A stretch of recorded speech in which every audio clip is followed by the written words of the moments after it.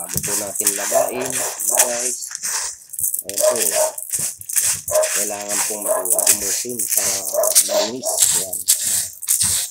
Hindi lang naman po yan. Pag kita nyo na po yan, nakita nyo na po na makinang na yung munggo.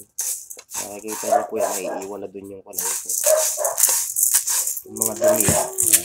Saka po natin yan, ihugasan. Babalawan ng tubig mga guys.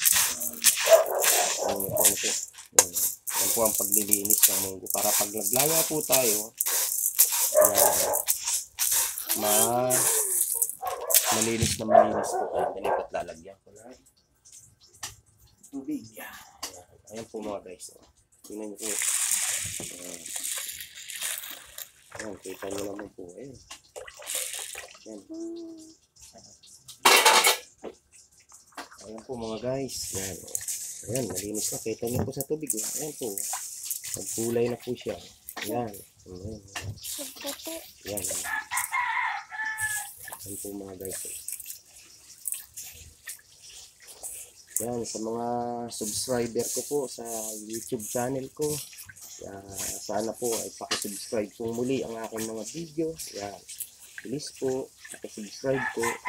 Sana po ipatuloy nyo panoodin ang mga ina-upload kong video sa aking YouTube.